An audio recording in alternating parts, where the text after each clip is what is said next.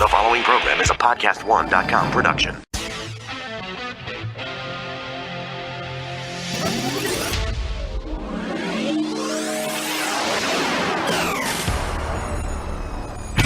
Your healthy radio addiction starts now. Power to the people! The Laura Ingraham Show.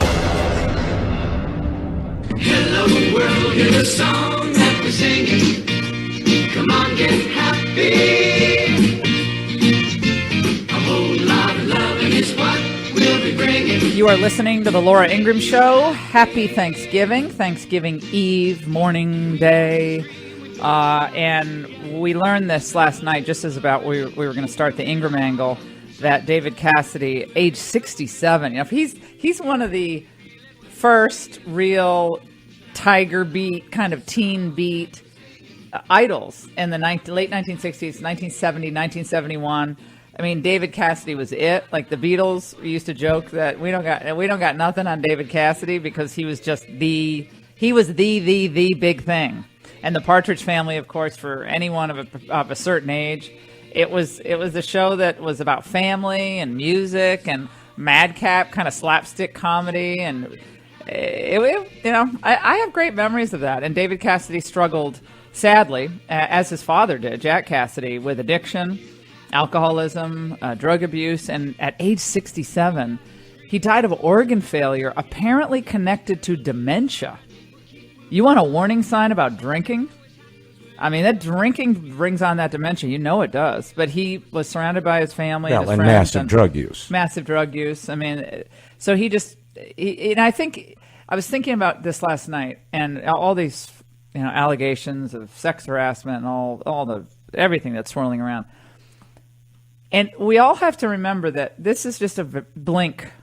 When people say, "Oh, you have a show on Fox. This is great," and I don't really take the compliments, and I try not to take the criticism, because it's like this. It's great. I'm going to try to do the best I can, and it's fun, and we have some, but it's ephemeral. His fame was ephemeral. He was the biggest music and television star probably in the world in 1970-71. And then it was over. And he toured a little bit, but once you reach that peak, it's the old saying, the mighty shall fall. Oh, the mighty shall fall. Well, yeah. And we all have our ups and we all have our downs. It's how you deal with the downslope, which everybody has in their lives, whether it's a sickness or aging or the death of a parent or sickness of a child. I was thinking about that. Imagine how do you go from being that child phenomenon? He was what? Well, how old is he, Raymond, at the height of the Partridge Family? Maybe 20, 21? Yeah. Maybe. And he had that kind of all-American smile. A lot of people think that Shirley Jones was his mother. Evelyn Ward, the actress, was his mother. Shirley Jones was his stepmother because she married Jack Cassidy. Right. He ended up dying this terrible fire. I remember when he died. I was a little kid. I remember when he died. He was a terrific actor himself. And Shirley Jones, of course, played singer, played Marion in The Music Man. And Raymond, unfortunately, killed off Shirley Jones last night on Twitter, saying she had expired, much to the chagrin of her fan base, who came back at Raymond and said, Ms. Jones is very much alive and well and still touring. And the worst thing? I'd seen her on stage. I just thought I was confusing her with the mother on the Brady Bunch, Florence Henderson. Oh, who Florence did die. Henderson, who Westonality. Westonality is no more. You know what, people? This is total stream of consciousness, but my friend Pat said that the cover of Shut Up and Sing, my book from 2007, where Laura is stepping out of her brownstone in the village. That's Power to the People. Oh, that's another bad That's Power cover, to the I gotta People. tell I don't you. have it in this office. Oh, yeah, it's over here. Yeah, it's over on the wall. Yeah. That Pat's always like, you look like Florence Henderson and Westonality. That's the worst cover of a book. And I look back, how did I even allow these book covers? They're the worst. That's the second worst. Power to the People should have been like the Tea Party cover. What did I say at you the time? You did. I had a thank you. God bless my publisher. I love them very much, but they did not get what we were saying about the cover of Power to the People. It should have been the Tea Party. Power to the People looks like mom greeting the kids as the bus pulls up. Hey. Hi, kids. She's got that beleaguered kind of look. Look, God. if you look closely at the face, I was in Laura, Greenwich Village, and this was being shot in Greenwich Village, and I was so annoyed because this and thing went on. uncomfortable. Oh, no. And I wasn't there. I remember that. I was supposed to be, but you didn't couldn't come. come. Yeah. So anyway, so David Cassidy passed away. And I want to talk to all you gals of a particular age out there. I know you're getting ready for turkey. Are you thawing the turkey? We're going to, well, we'll talk about some Thanksgiving Day horror stories this hour. We have a whole bunch to get to, though. We're loaded up this whole show. But we have we always have our Thanksgiving Day horror stories, which if we don't do it this hour, I'm afraid we won't do it at all. So 855-40-LAURA.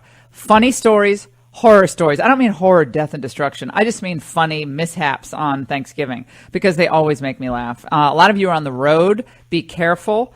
Drudge had that horrific photo, speaking of horror shows, of the traffic in L.A. last night. Raymond tweets out, "There is no meal worth this experience." There's no family reunion worth that experience in the traffic. No. Can't do it. And David Cassidy, what was your favorite song? Why? I woke up in love this morning. So Raymond, you're too young, so you weren't part of the Partridge Family. I never really liked the Partridge Family. It was a kitschy kind of. It was a kitschy kind of show, and that a lot of them got screwed up though. Danny Bonaducci got into drugs. He turned his life around. Susan Day, I don't know really what happened to her. But it was just not. I don't know what it was. There was something that didn't appeal to me. You didn't like Reuben Kincaid? Hey, we got a big problem here. No, he was a terrible. He was annoying. He's dead. No. Yeah, I like the Brady Bunch better. The Brady Bunch was more fun. I had a crush on Greg, Peter, and Bobby. I had a crush on all three, and the father. Maybe it was because they were vagabonds. I didn't like the idea of a family running around in a bus. That didn't appeal to me at all. No, and it was a kind of a skanky. Nasty. Yeah, it was a time. Nasty hippie bus. Yeah, it was horrible. Yeah, no. So, okay, let's throw dirt on the grave. All right, okay. Well, that's really positive. Well, it's a very nice. I mean, he was. I like some of his songs. They're catchy. No, but he had that. So when I was a kid in the late '70s, that look was very big. That look of the feathered hair. Sean Cassidy came after him, his brother, half brother, I guess. Right. So Sean Cassidy, the Do Run Run, he was the sort of the next big. It was Donny Osmond, David Cassidy, Sean Cassidy, Leif Garrett, the DeFranco family singers. Oh, I'm really going into the into the annals of Tiger Beat. I remember it cost 99 cents to get Tiger Beat. My mother's like, "What are you buying?" And then there was 16 magazine. It was called 16. Obviously, these were long since gone. I remember going to Pagano's Pharmacy in Glastonbury, Connecticut, or going to Franklin's Pharmacy, and they was like, "Oh." Again, David Cassidy's a little. I was too young for the David Cassidy thing, but I was like, Leif Garrett. It's so funny that because I have a 12-year-old daughter now, I'm like, boys are not for you until you're 18. I'm like, well, Mom, if you forget the way you were when you were 12, you're like gaga for boys. It's just hilarious. Anyway, rest in peace, David Cassidy. But gals of a certain age, you can call in. Did you like Brady Bunch or did you like Partridge Family better? And did you, and I mean this as a sincere question, did you have a life-size pinup on your bedroom door of David Cassidy? They had those, they're almost life-size. You unfold them from the magazines, and it would be the special insert. And then you tack it up on your door. I mean, it brings you back. So it's another passing of of the time. Donald Trump was up early tweeting today. We'll get into that. Apparently, LeVar Ball is still getting under his skin. I think we've got to drop the LeVar Ball. We don't care.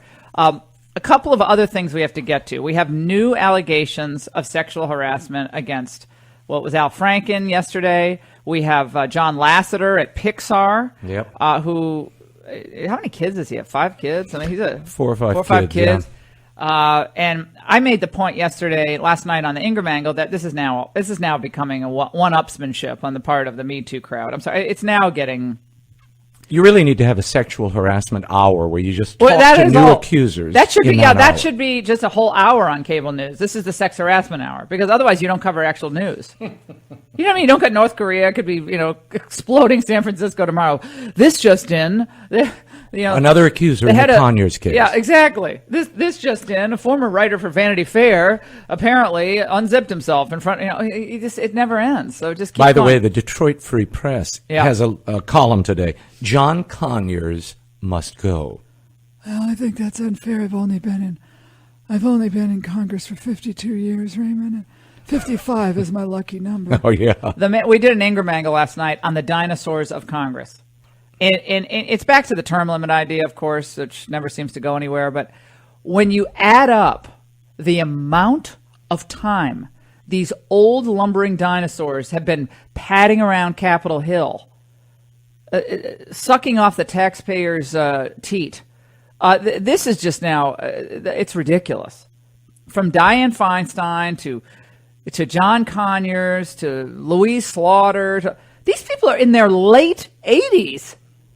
Late 80s? 88 years old, and they're still in the Senate? Give someone else a try. And I know there's some people who will say, well, with age comes wisdom. Yeah, with age comes incontinence, too. With age comes a lot of things. With age comes, a losing brain function. With age comes losing mobility. Yes, with age comes a lot. You do have great senators, and Hatch has done some great things. Grassley, I adore him. I mean, he did set up that stupid accountability compliance office, which was a mistake back in 95. But Grassley actually has listened to the people. And for the most part, on some things he hasn't. But Hatch has done a great job on judges and on tax reform. So you have some young bucks who are a disaster, who are just not listening to the people at all. Like Jeff Flake is younger. He's maybe 55. And then you have, Cory Gardner in Colorado, who never liked Trump. And then you have Ben Sass, pretty boy Sass, who's, nightmarish. So they're younger. But again, do you agree with me that when you're 88 years old and you have been in Congress for 52 years, even without these sexual harassment claims that you're paying out of your office budget like Conyers was, it's time to go. He was in office since 1965 when Lyndon B. Johnson was president. And as Raymond added, when Mary Poppins was released. So it's time for him to go fly a kite upwind. Yeah, it's time for him to go fly a kite. Time to leave. All right. We also have some other news.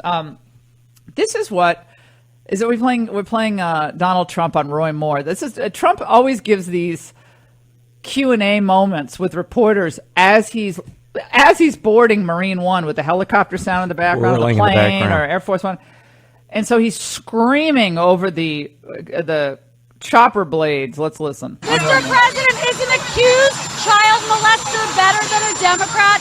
Is an accused child molester better than a Democrat? He denies it. I mean, if you look at what is really going on and you look at all the things that have happened over the last 48 hours, he totally denies it. He says it didn't happen.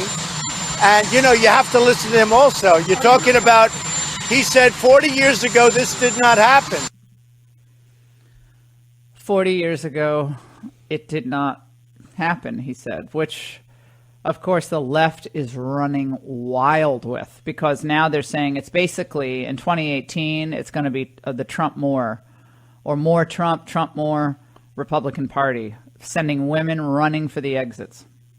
Now Steve Schmidt on MSNBC, who is a virulent never-Trumper, former McCain campaign chief, said this. Tragic day for the Republican Party. This is an accused child molester, credibly accused by multiple women. What we're talking about here is a 14-year-old little girl.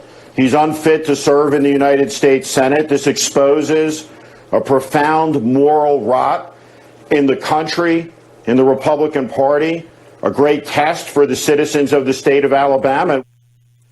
Whoa. A profound moral rot at the center of the Republican Party.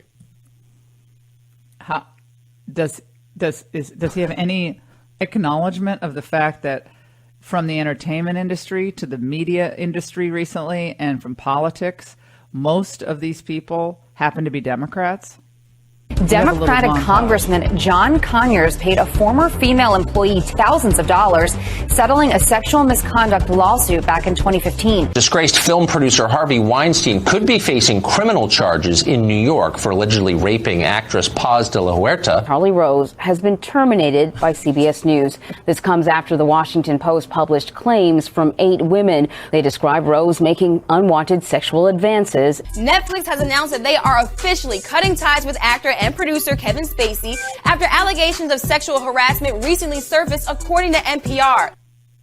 It's a dark day for the Republican Party. Those are all Democrats. That's a dark day for the Republican Party. That's the soundbite we need to play after that. Yeah, it's a dark day. This is Donald Trump's party of sexual harassment. 855-40 Laura. We have a lot to get to, and Turkey Talk Turkey hotline. We got to talk about number one. Is Thanksgiving your favorite holiday and why? Number two, Thanksgiving mishaps. We want to hear them. And number three, you better DVR the Ingraham angle. We're on tonight. A lot of people aren't on tonight. Thanksgiving Eve special. Thanksgiving Eve special. Trump and the age of gratitude. A very Ingraham Thanksgiving. It's a very Ingraham Thanksgiving. So what was it? A very Osmond Christmas or a very... Anyway, that's next month. Oh, no, that's right. We're going to get to that. All right, we'll take a break. 855-40 Laura.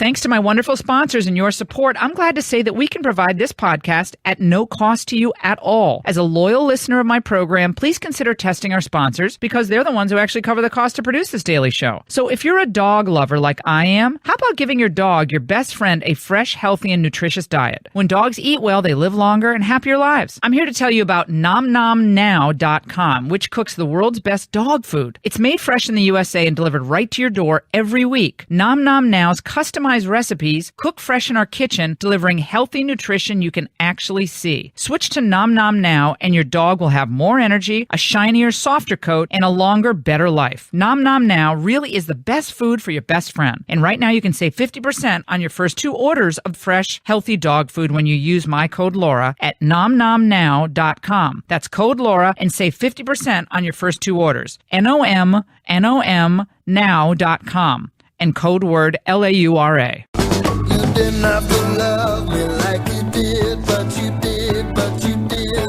Back on the Laura Ingraham Show, 855-40 Laura. Let's go right to the lines. Thanksgiving Eve. We're all getting ready for the big Turkey Day gratitude, and we have a special on Fox tonight. Trump and the age of gratitude. What do we have to be grateful for with this president, this economy, the fact that we're not engaged in yet another war? And the fact that things are looking up. We have a great story we're going to get to on NAFTA, and even the Canadians seem to be turning around to Trump's view. You won't believe this story. Janine in Florida. Go ahead. Hi, I have a message for the people in Alabama that are on the fence about Judge Moore and anybody else that's on the fence about his integrity. That 14-year-old girl, when she was 14 years old, the lady 40 years later that's claiming this all happened, she's saying that her proof that this all happened is that she told her friends and family at the time. Okay, well, that's proof that it's a lie. Because I know that if somebody would have told, I don't have any children, but if I would have a daughter and somebody told me the story that she's claiming, that he was alone with her in the car, he fondled her, tried to get her to take her clothes off and touch her private parts. Judge Moore would be in jail, or he would be dead. All right, we got that comment. 855-40 Laura. Let's go to B in Florida. Some people want to get off to the Roy Moore horror show and go on to Thanksgiving horror shows. B. Hi. Well, what happened, this is my problem was with the turkey. My friend girl stuffed the turkey with beer. The directions said beer for the fried turkey. So she stuck it up a beer can in the turkey butt, put it in the temperature, cooked it, the turkey blew up and hit the neighbor next door and knocked him out. Wait a second. So embarrassing. What? Hey, B. Hey, B. Well, first of all, where are you from originally with that accent? I am from Pensacola, Florida. Oh, okay. Pensacola, Florida. Put a beer can up the rear end of the turkey or in the breast? Where'd you put it? All right, we'll take a break. I've got to continue with B on the story. Stay with us. Deeper than the midnight sky, so full as a baby's cry. That's my sweet potato pie. You're listening to the Laura Ingraham Show, 855-40 Laura. This is Thanksgiving time. What are you grateful for? What are you most thankful for in a time of Trump? We'll be talking about that. We have a special tonight for the Ingraham angle. We had a huge reaction to the angle last night, my call for these octogenarians who've been in Congress for 30 and 40 years to step aside. In the case of John Conyers, 50 years. And also I raised the question of whether we are dumbing down real sexual harassment and lowering the bar for real criminal behavior and chilling workplace relations to the extent that no one's going to want to say anything to anyone. And you're going to have multiple witnesses in every room. We had a caller yesterday who told us that he has cameras everywhere in his sales force, in the sales room, everywhere except the bathroom and the conference room where he has private meetings, and it's a glass room, so nobody can ever claim anything. It's a glass room. And he says, I have that there now to protect me and, frankly, the employees from any wrongful accusations. And now, everybody, you're being recorded. Just know it. That's how bad it is today. Also, your Thanksgiving horror stories, mishaps. We don't want terrible stories, but mishaps. You look back and you laugh. I shared some over the last couple of days of things that happened when I was a kid, and it's funny that the fun times, they stay with you, but the mishaps are the things you really remember.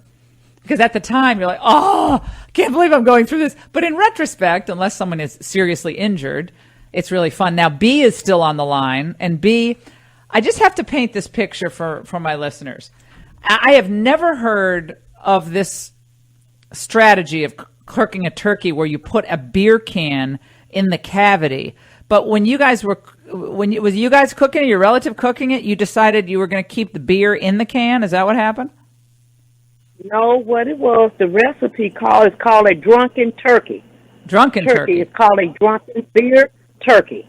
That's what it called. And what it was, she read the wrong direction. It said inject the turkey with beer. She put the beer can in it and tied the legs together and put it in the deep fry of 400 cc. When she dropped the turkey in there, we were just gathered around this talking, everybody doing what they're supposed to be doing. All of a sudden, something, boom, and the turkey flew over.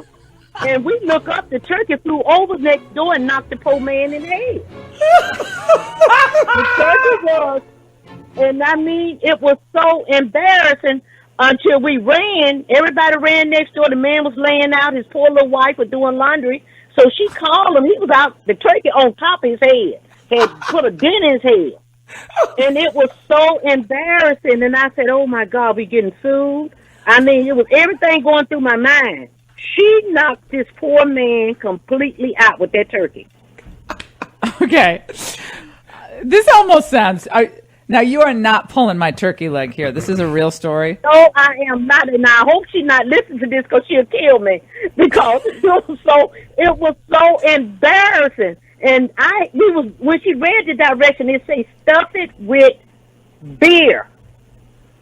It's supposed to have been injected with the beer. Right, you pour the beer out and inject it. So you inject it with beer in the turkey, which I have never heard before. So, but she decided to put the whole can in. And it went, okay, and B, speak up really loudly because I want to hear what you're saying. So if you could estimate how far the turkey actually flew, like the trajectory of the turkey, what would you estimate that it was? 50 yards, 25 yards? Was it a 2-point conversion? What was it? I think it was 25 yards because when we looked up, we heard an explosion. We looked up, the turkey head flew out. And my goodness, everybody laughed. But when I heard something say, bam, it hit him dead off in the head. And it was burnt. His forehead had burnt. Oh. And everybody ran over next door. And it was just terrible. It was horrible. We had to really get him yes. I mean, he was combobulated in the head. It was crazy. Okay. And see, they had been drinking anyway. Oh, they've been drinking. They've already been drinking. Thank God they've been drinking. Otherwise, it could be dead. That's right. He could be dead. Okay, if he hadn't been drinking, he might have gotten real cold cocked. But how long did it take for him to come to after he was hit? Well, what had happened, his wife didn't know what was going on. She heard the noise. She run to the back. Her husband laying out the turkey on top of his head. And she going, what in the world? That's crazy. So all of us were trying to get a story together. And what had happened, that beer, when it had got really, really hot, The kilowatts of it getting hot, that's what made the explosion. The kilowatts did the explosion. Unbelievable. No. B? This has to be the greatest Thanksgiving horror story ever. B, I have heard a lot of stories, but I think over 16 years of radio, I've heard just the hilarity never ends. I have never heard a story funnier than that. So all weekend long. Get her address. We need to send B something for Christmas. Stay on hold. I'm going to send you a copy of Billionaire at the Barricades, which you're going to love. It's awesome. You're going to love the book. And you stay on hold. I'm going to send it to you with a little with a photo and a reference to your funny turkey story. Okay? Oh, thank you so much. And who's cooking the turkey today for you or tomorrow for you? Who's cooking it? Well, what's the sad part about it? My mom and dad both died the day before Thanksgiving. Oh. And it's like a bunch of memories to me. Yeah, but, I know it. It's kind of hard, so I got to get out of that mode, but be by myself.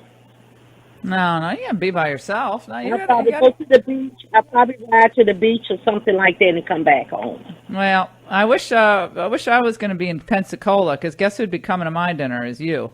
Because B, you sound like an absolute riot, and I don't want you to be by yourself on Thanksgiving. That's ridiculous. So, and we're praying for you and your family. I know it's hard when you lose. Yeah, my mother lost her mother on Easter Sunday, and she was always sad on Easter Sunday because her mother died when she was 14 or during the Depression. So my mother always had a hard time on Easter because of that, because it's just that memory of losing her parent. She loved her mother. So we completely get it. But B, thank you for listening to the show, and you call in anytime, okay? And stay on hold, because I want to send you this. Stay on hold. 855-40-LAURA. We have a lot more to get to on the Laura Ingraham Show, including some great news on the economy. Jobless claims again fall as this record run in the stock market and overall economic confidence in the country, it just doesn't seem like it could. You're saying, sexual harassment claims are never going to end? I mean, at some point, this economic run is going to end, but I hope it doesn't happen anytime soon. But this is unbelievable. It could be the best Christmas, the buying season of Christmas for retailers that we've had in many years. Christmas bonuses, on average, are jumping 66% to $1,797. In a booming economy. This is the top 500 corporations anticipating a massive 66% increase in the economy. I mean, this is great news. President Trump has got to get some credit for this. I mean, they say, he has nothing to do with it. Oh, okay. Well, it's easy to talk about Roy Moore. Yeah, that's what they want to talk about is Roy Moore. They don't want to talk about any of the good stuff. And there's this piece that I've just sent around. I got to make sure that I've actually posted it. But there was a great piece about NAFTA in the Toronto Star that it literally almost just knocked my socks off. It says, believe it or not, on NAFTA, Donald Trump makes sense. But this most unlikely ally of the Canadian left gets no credit.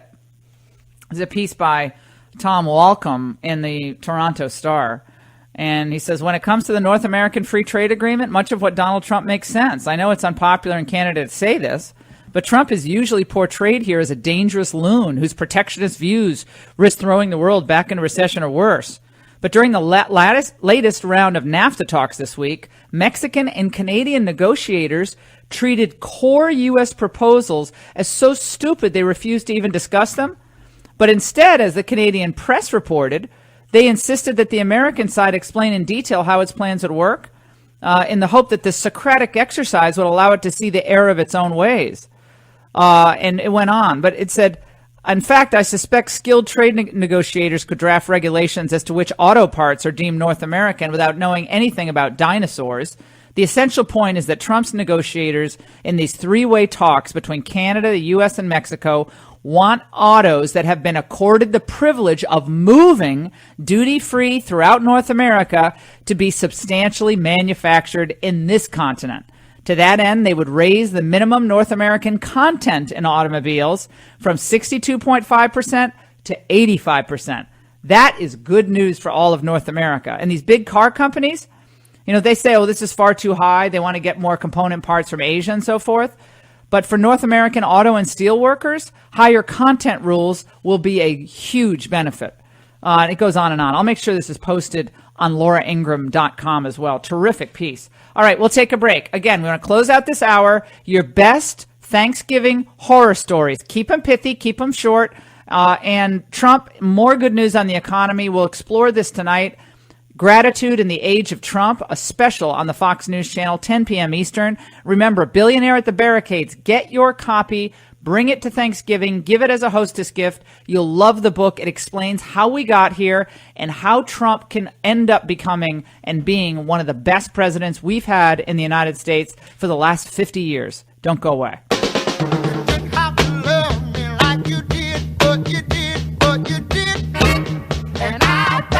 Back on the Laura Ingraham Show, the president pardoned the turkey yesterday. Was it drumstick, wishbone, a couple of turkeys?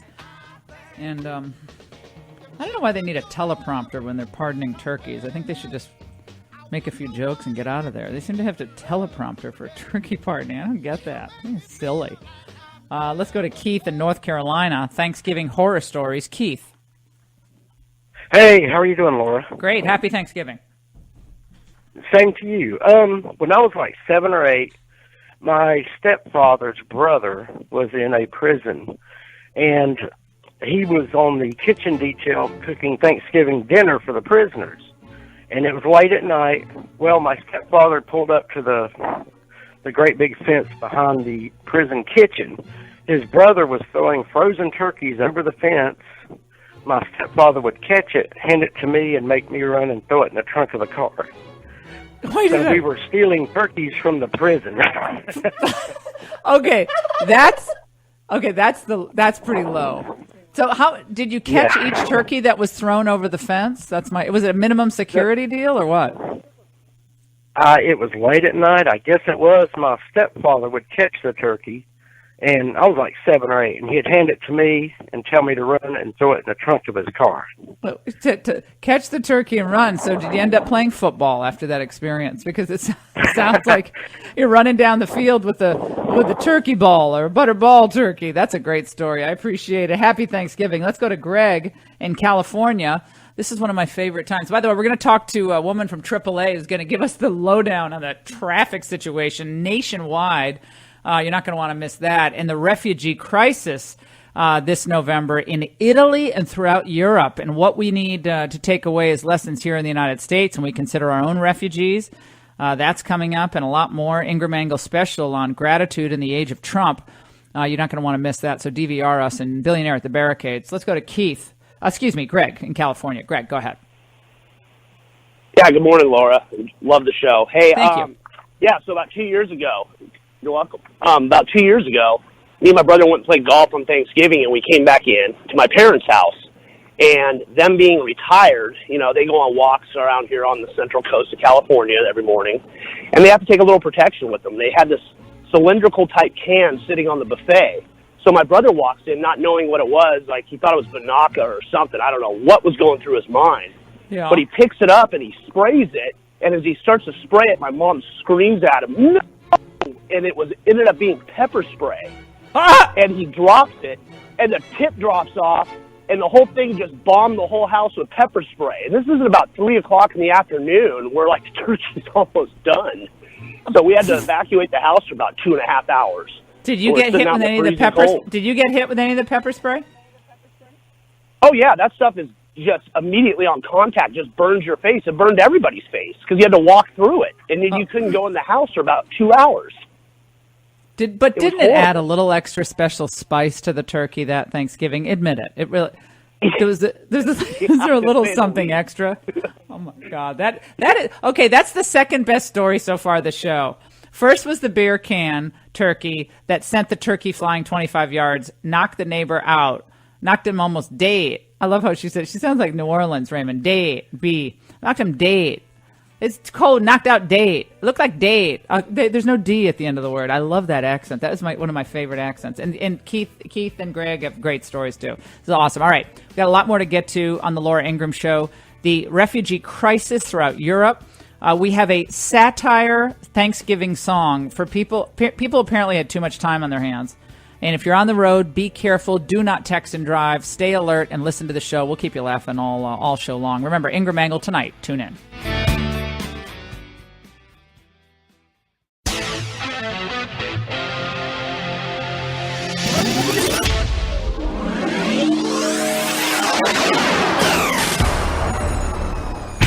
Your healthy radio addiction starts now. Power to the people!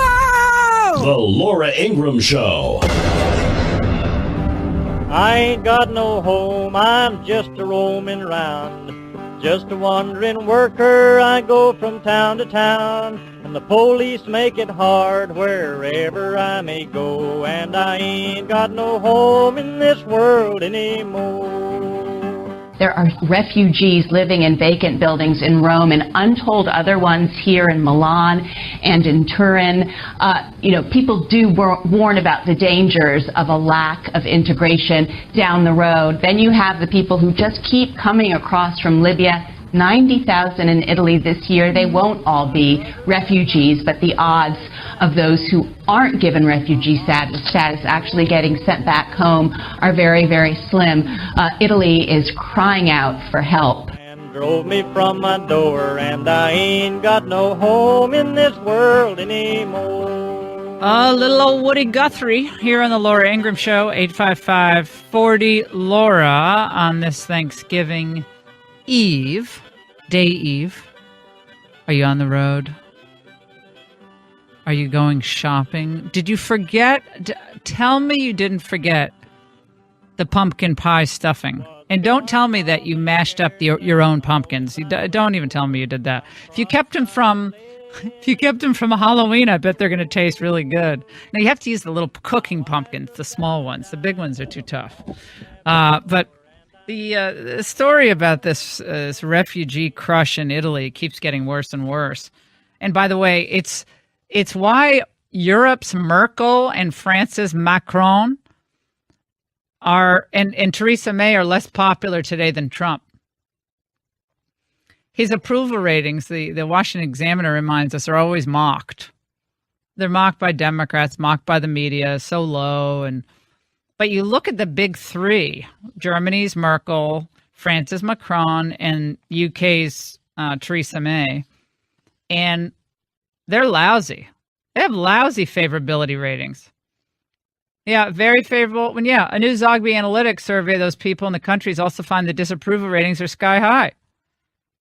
Citizens of France, Germany, and UK are not happy with Macron, Merkel, and May, the three M's. Is the poll headline. A majority of adults in France, UK, dislike Macron and May. Nearly half of the adults in Germany dislike Merkel. I was talking to a German businessman recently, and he told me that Merkel has just stayed too long. She's been in office too long, and she was initially, and she is, on economic issues, she's actually really smart. Germany has the strongest economy in Europe. Germany's unemployment is still very low. She made the big mistake with the refugees. Huge, huge mistake. So Trump's approval rating has been in the range from 38% to mid-40s. Rasmussen set it at 42% this week. But the approval rating for Merkel is 40%, Macron 28%, and May 28%. So all things considered, Trump's not doing too bad. That's what I say. And speaking of the refugee disaster, and you heard that soundbite that we played coming in, the problem in Italy grows worse and worse and worse. This Wall Street Journal piece this week, the title is Italy Struggles to Absorb Refugees. Italy is facing a daunting challenge integrating refugees, even as the pace of seaborne arrivals on its shores shows signs of slowing. Since 2012, 150,000 people have won refugee status in Italy, and another 155,000 applications are pending. Other European countries, Germany, Sweden, are wrestling with the same task, but Italy is doing so with a chronically weak economy. High unemployment and a state bureaucracy that often fails to provide a social safety net for native-born Italians. And many refugees lack marketable skills, officials and aid groups say. It's a challenge that makes your hands shake, said Domenico Manzione, the Undersecretary of the Interior for Immigration in Italy. The Italian government approved the country's first ever plan for integrating refugees in late September, and the plan sets out general priorities such as providing Italian lessons, work training, and housing to people who obtain the right to live and work in the country, but doesn't spell out how Italy will achieve these goals. Italy has so far concentrated largely on providing emergency food, shelter, and basic support with non-governmental organizations, especially the Catholic Church, but a patchwork of existing efforts, often in the private sector, to assimilate refugees falls well short of meeting existing needs. Italy focused a lot on the reception and first care of the refugees, forgetting about their integration, said the president of a Jesuit refugee service.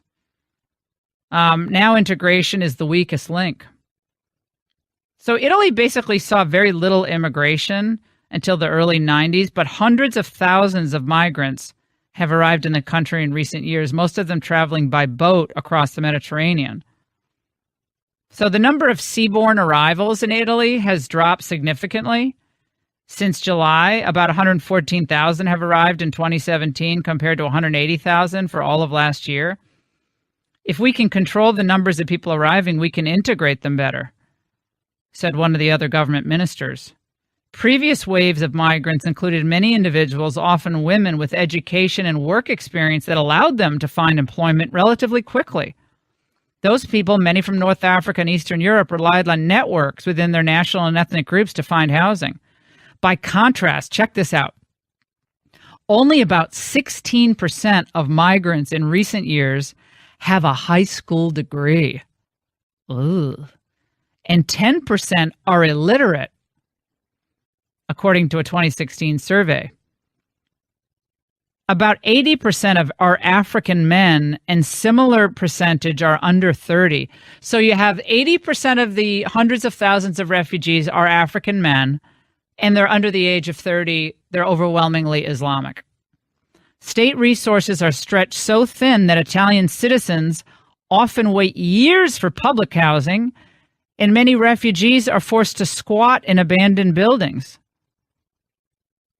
These people find themselves in devastating situations.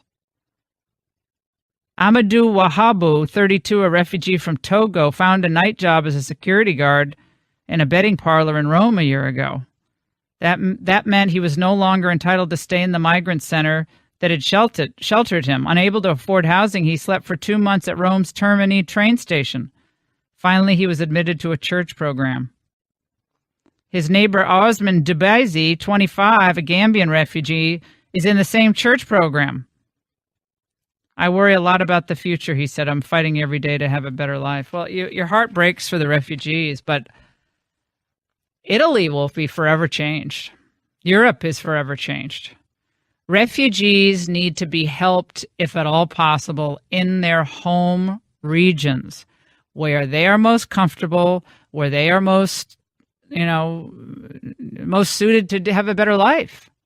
And the problem is the UN refugee camps are all, frankly, infiltrated by ISIS. These are disastrous situations. And people like Merkel, who thought, we could bring in 3 million people. I mean, you've got to game this out. You got to game it out down the road. Okay, what does that mean for life in Europe in 20 years? What does that mean for our values of religious liberty, respect for women, respect for our principles that are more egalitarian? Can these people ever meld into that system? Is it possible? And not a lot of thinking seemed to go into that. By the way, in that Greek island of Lesbos, it's now considered a migrant prison because a lot of these refugees that are there are, there's a lot of crime, there are rapes, there's huge problems. And, what can we say? I mean, Europe, it's a horrible situation. People arrive in these boats and they're ready to collapse, and these women and children are starving, and you got to help them. But there really needs to be a plan to return them to their homelands. That's what the plan should be. It should not be they permanently resettle in Europe. That is not feasible. And the integration, as we can see from these examples, is not possible. 855-40-LAURA. We'll take a break. Your reaction to all of this. Also traveling this holiday. You can continue to share your horror stories with me. That's fine. I'm leaving town in, I don't know, 6 or 7 hours, 6 hours, I guess, on a plane. So I'm going to be going into the airport, but I'm not looking forward to it, but it's okay. And my children and I, so we're going to travel for this holiday season. And I hope you all get a belly full of turkey or whatever it is that floats your boat, and that you are with people that you really love. That's the most important thing. All right, we'll take a break. Stay with us.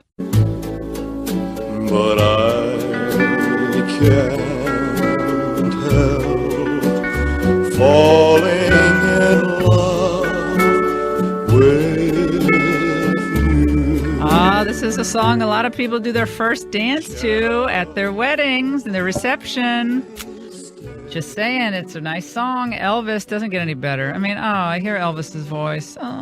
It evokes a time and a feeling in America. It was just a different era. Started singing gospel in church, as so many of the great singers do. And his voice got deeper and deeper and deeper. Obviously, he had so many problems with addiction and so forth. But this always, it tears me up when I hear this song. Just speaking of falling, check this. This is one of these stories that you actually can't believe. And it's someone had a guardian angel with him. A San Diego man is recovering after being seriously injured climbing Yosemite's Half Dome earlier this month. This had not made the papers. Alex Doria told ABC 10 KGTV that his foot slipped, sending him tumbling 50 feet down the sheer Half Dome cliff. Half Dome is one of the places that climbers, free climbers, and the best climbers in the world go to practice their craft. So he fell 50 feet down this granite face, and this is iconic. This whole vista is iconic. You see it in all the books. He fell. When he fell, he broke his back, his foot, his wrist, one wrist, and ribs. Now, a friend went down and tended to him after he fell, and they arrived. They evacuated him to the local hospital. But they said that had he fallen like an inch differently in the way his impact hit the granite, that he would have been fully paralyzed and or dead, broken his neck.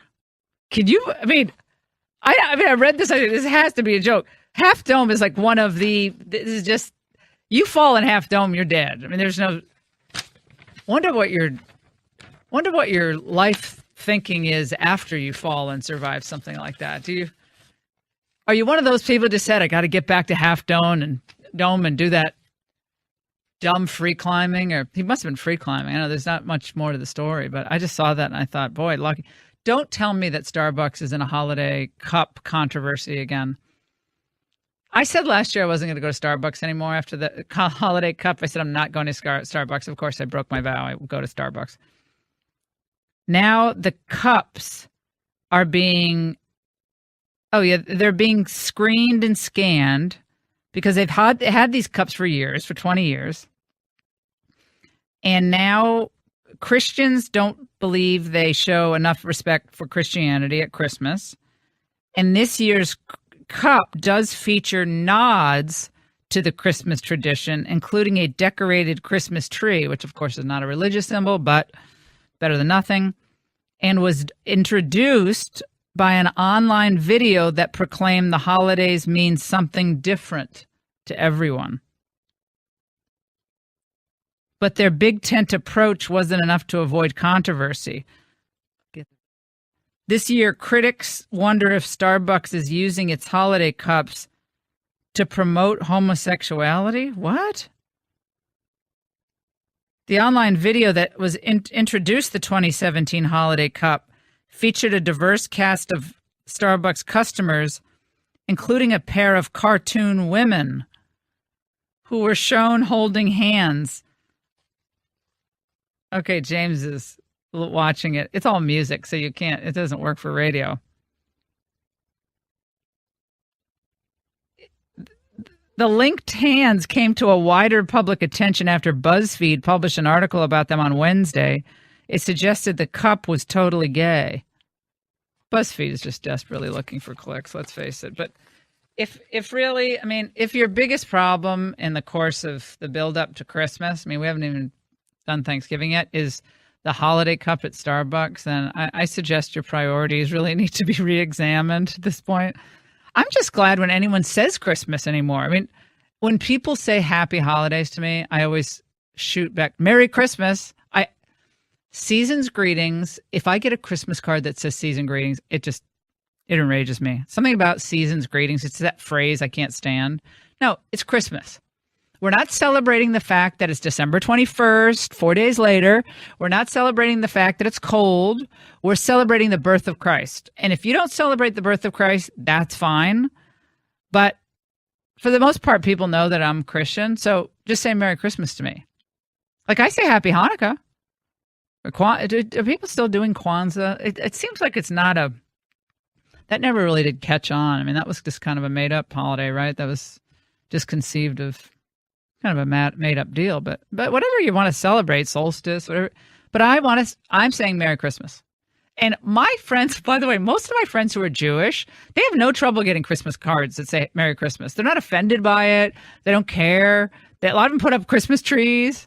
They just don't care. They celebrate their holidays. We celebrate ours. But my goodness, we've gotten to the point of uber political correctness that I just think people are fed up. They're fed up. They don't want to hear it anymore. They want to enjoy time with their families. And yes, it's a religious holiday. It's Easter break for us. It's not spring break. I'm holding on to all my old traditions, okay? From the food to what we call it to the type of card I send out. Oh, how about the tyranny of the Christmas cards, having to send cards out? I swore last year I'm not going to do it this year because it ends up being stress because I lose the labels or they don't print out right or I forget people move, then they'll come back. So in February, I'm still getting return to sender cards because I sent it to the wrong address. It becomes in and of itself another added stress to the season. But don't even think of sending me an e-card. The e-cards? No. And then it keeps reminding you haven't opened your e-card. Good, because I'm never going to. I'm never going to open your e-card. So do not send me one with a dog with the red scarf and the snow falling. Jackie Lawson cards. Sorry, Chuck. Chuck sends me. Chuck, if Chuck is listening, you're the only one I want to get a electronic card from because Chuck's in California and I miss him and Ina dearly. But he loves the Jackie Lawson cards with the yellow lab on them. And they'll eat, you click, and then a dog dances. But other than Chuck, nobody else can send me an e-card. And do not say, have a joyous holiday either. I don't want any of that. Either Christmas card or just I'm fine with nothing. Okay, at this point. Hey everybody, it's Chad Prather here, the guy that's unapologetically Southern on YouTube. Join me every Thursday for the Chad Prather Show exclusively here on Podcast One. I'm bringing armchair philosophy and observational humor to what's going on in the world. As guests, help me sort it all out. Nothing is off limits on the Chad Prather Show. Again, every Thursday, it's new episodes of the Chad Prather Show right here on Podcast One. Download and listen to new episodes exclusively on PodcastOne.com, the new Podcast One app, or subscribe on Apple Podcasts. Give thanks to the pilgrims, let's give them a big hooray! And give thanks to the natives, let's give them an EIA. Hey, could somebody please explain to me where the little pop thing is on the turkey? I mean, because maybe it's different in the city, but in the country where I come from, turkeys aren't born with little pop. The little pop thing has a name. It's called a thermometer. Now, can we all please say thermometer? Thermometer! Turkeys are dumber. You're listening to the Laura Ingraham Show, 855-40-LAURA. Joining us now, and it's that time of year, and we always have fun. Nicole Johnson is a Butterball turkey expert at the Butterball Turkey Talk Line that is jammed this time of year where people are trying to get their act together. A lot of new couples having their first Thanksgiving together and are entertaining for the first time. I love those stories. So, a poor young gal who's never cooked a turkey in her life, so always had mom do it. Oh, sorry, that's sexist. Mom or dad do it. And she's freaking out. She doesn't know what to do. And Nicole joins us now. Nicole, how you doing, girl? What's going on there? I'm good, Laura. Oh, my gosh. We are in queue. We are talking turkey, whether it's on the phone, whether it's email, chat. Facebook, of course, is super popular. And I like your story. We get phone calls like that, whether it's a new bride, whether it's someone preparing their first Thanksgiving meal. Yeah. It brings back a story when I started the talk line about 17 years ago, and the lady's whispering on the phone. I'm thinking, ma'am, I can't hear you. I need you to speak up. Well, come to find out, she was doing her first Thanksgiving. She was a newlywed by a couple months. She had her in-laws in the dining room, and she didn't know how to test for doneness, and she was embarrassed. So she's hiding in her coat closet, hence the reason why she's whispering. She didn't want anyone to hear her. So we get those kind of phone calls all the time. It's never a dull moment here. I have myself a question. Okay. There's always this debate that rages this time of year. And at Christmas, it's the live versus fake tree debate that we have, Raymond Arroyo and I have every year. It's a classic knockdown, drag out about whether a live tree or a fake tree is better. So that's one debate. But at Thanksgiving, it's fresh turkey, frozen turkey, or regular turkey, organic turkey. Now, where do we come down on that? I know Butterball is a brand that we used to always get Butterball turkeys growing up, and they were they were good. And my mom she made those Butterballs, and that was good, really good. Good. But what is it? What is it? Is it the fresh versus the frozen? I mean, does it really matter at this point? I mean, just eat the turkey. Does it matter that much? It really does, and it's just personal preference. When it comes to the fresh versus the frozen, they're both delicious options. The main difference is whether or not you want to spend the time thawing it or not. Fresh is already going to come from your grocer's refrigerator to your home refrigerator, fully thawed. So if you're a working mom like myself, I have 4 little Butterballs at home. I like to go with the fresh. I don't have trouble with the thawing process. It's personal preference. It really is. Well, I think that, as I remember, my mom used to keep that frozen turkey was in our sink. She'd have it in the sink in water. Smart. Yeah, and she saw that thing. You could have dropped that thing. You could have dropped that thing from 40,000 feet and taken out a whole village in the Vietnam War. That thing was big and it was heavy. But and she solid. thawed that thing out, and I never noticed any big difference. We're going to open up the calls, 855-40-LAURA. Questions for the turkey expert, Nicole Johnson at the Butterball Turkey Hotline, 855-40-LAURA. Nicole, I have an important question for you of my own. For the stuffing, which is my favorite, because, of course, it's the stuff that's probably the worst for you, but I think it's important to have giblet stuffing. My mother took the giblets out, and a lot of people forget you got to take them out of the cavity. Yes. She took the giblets out, and we had our own meat grinder. And so she ground the meat. She clamped it to the old Formica countertop we had, and she ground the giblets, and she made that with Pepperidge Farm breadcrumbs and all the spices. That stuffing. Yes. So my good. mom, that's her secret recipe too, and she never told me that for years. And she swears that's what gives her stuffing. Sometimes she even uses it for gravy, but she swears by those giblets, and that's her claim to fame. So I'm in the same boat, and we carry on that tradition with our little guys too. Yeah, and I do the giblets. When I do a chicken, like a big chicken. Some people do chicken for Thanksgiving. They just like chicken, but I do the turkey. But the giblets, when you cook them, if you cook them and you have dogs, oh my God, those dogs, they start going like pacing the kitchen. They want those giblets. My they junkyard, know what's coming. Yeah, my junkyard dog and hellhound, they want those giblets. They're pacing back and forth, back and forth, back and forth. So watch out for the dogs when you're doing the giblet stuffing. That's all I can say, because they want those giblets, just like primal. They want the organs, they want the heart, the kidney, they want all that.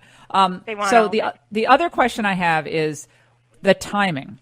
A lot of people have trouble with the timing of the turkey because they cook the turkey. They simply do not have the timing down for the side dishes, and then the mashed potatoes invariably, which a lot of people don't eat. It's one of my favorite things, the mashed potatoes.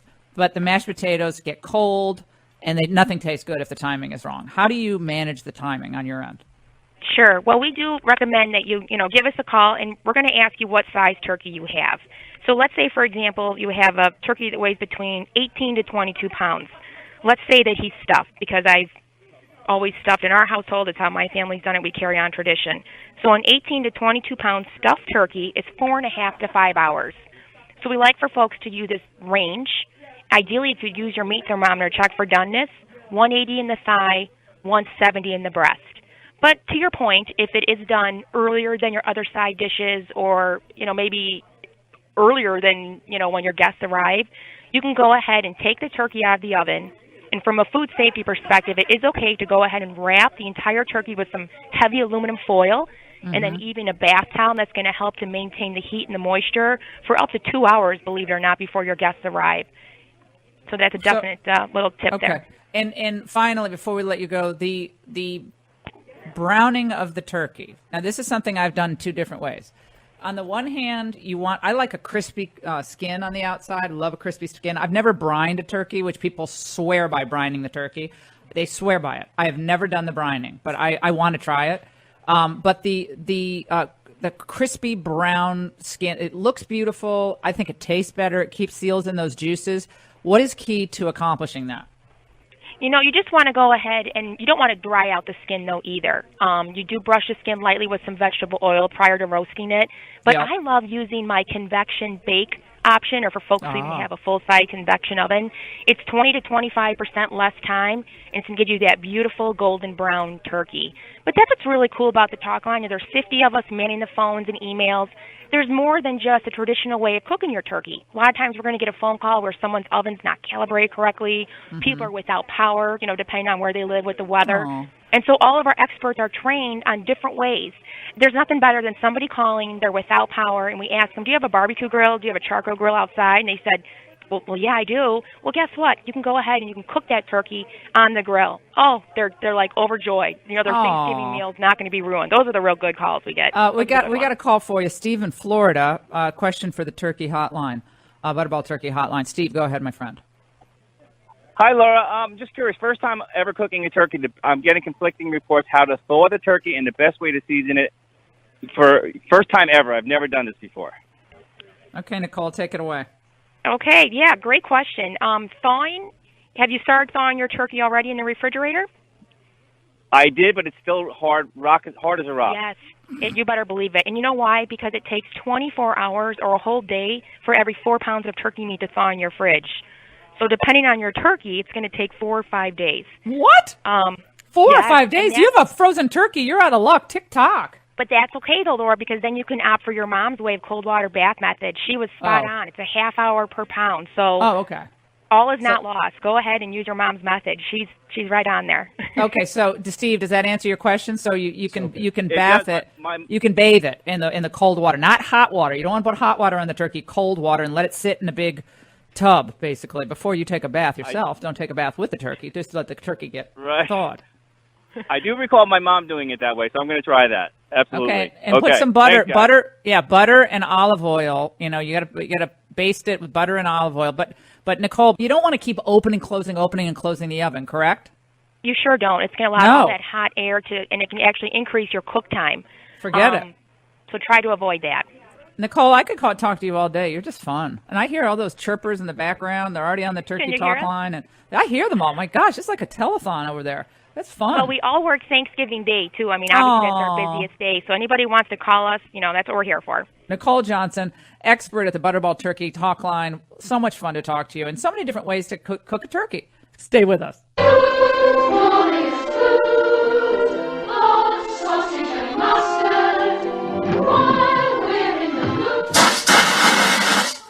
Those flames were really big, Dad. Yeah, turkey's funny that way. Dad!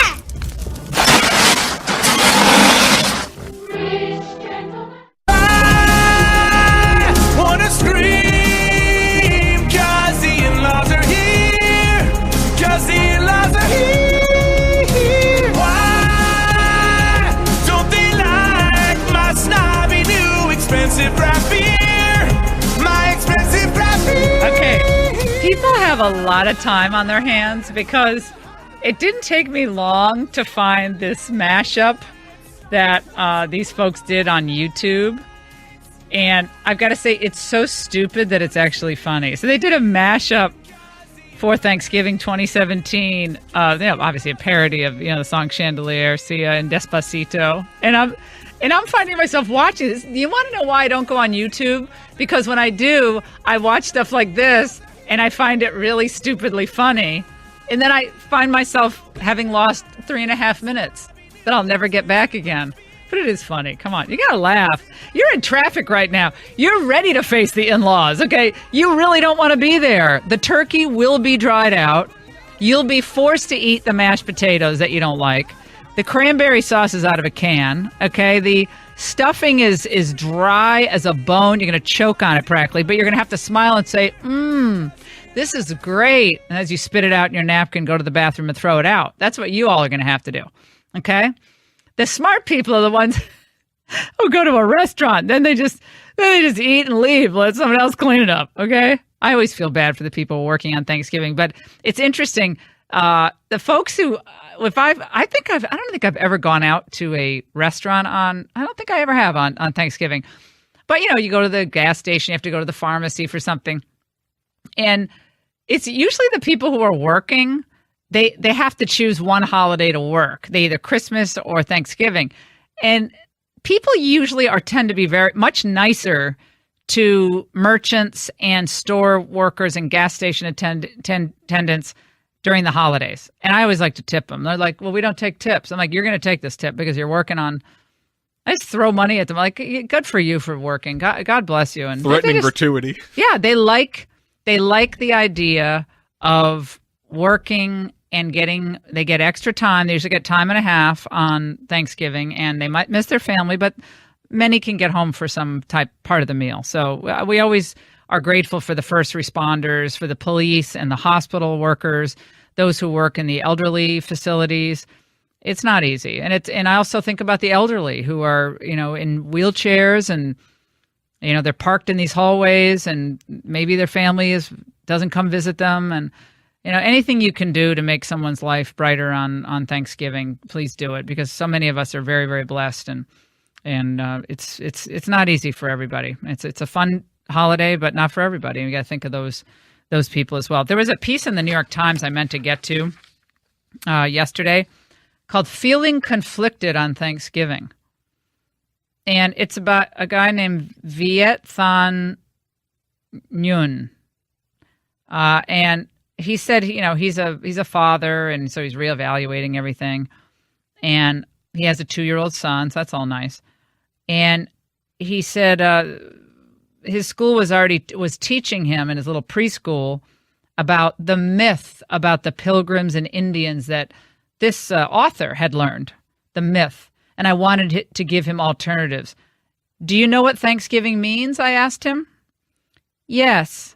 He thought about a word I had taught him. Genocide. Some readers will condemn me for being a politically correct killjoy. Other readers are thinking, go back to Vietnam. But what's wrong with saying that Thanksgiving is about genocide as much as it is about gratitude? History in America are contradictory and ambiguous. And yes, 4-year-olds who are capable of being racist and sexist should be exposed to some of that ambiguity as a form of inoculation. Take the Thanksgiving meal. While the turkey does not find this meal to be an ambiguous experience, it is for people like me, refugees from Vietnam and survivors of a war that killed 3 million Vietnamese people. Generally, we're thankful we're in America and not in Vietnam, where we wouldn't be free to say words like genocide or to contradict propaganda as we do here. But some of us are not so thrilled about eating that turkey. Preparing it and eating it doesn't bring warm and fuzzy memories. The turkey is instead a strange bird to cook correctly, not to mention of its alien accompaniments like stuffing, mashed potatoes, and cranberry sauce. My parents, nonetheless, heroically attempted to provide our family with these ritualistic offerings. This is a downer of a piece. Nowadays, when we gather for Thanksgiving, my brother and sister-in-law bring a prepared turkey and fixings meal from a fancy supermarket. My father supplements this with Vietnamese delicacies. The adults like Vietnamese food more, but we do our best with turkey. My nephews and niece, middle-aged college kids, seem to prefer the American food, but will nibble on the Vietnamese food. My son, for whom I am grateful, makes a mess and soon runs off to stage violent battles with his Batman and Star Wars Legos. But the most memorable Thanksgiving meal in our family history preceded this turkey. In the mid-'90s, my parents returned twice to Vietnam after a hiatus of 20 years. During those decades, the country was rebuilding from war. And I didn't go on these trips, but I wish I had seen what my parents saw. Because after the second trip, over Thanksgiving, my father said, "We're Americans now," and they've never returned. So it was kind of a frustrating piece to read, because like genocide, I mean, it's just, I know you killed the turkeys, but genocide. But he ends up on a pretty good place. So he ends up by saying, look, we have Vietnamese food, we have our traditions, but we're American, and so we do the turkey thing. So it was a piece that I started reading thinking, okay, I'm angry about this. And then by the end, I thought, this is actually okay. This is kind of the American experience. I hope everybody has a wonderful Thanksgiving. Enjoy the time. Savor the moment, especially with your children.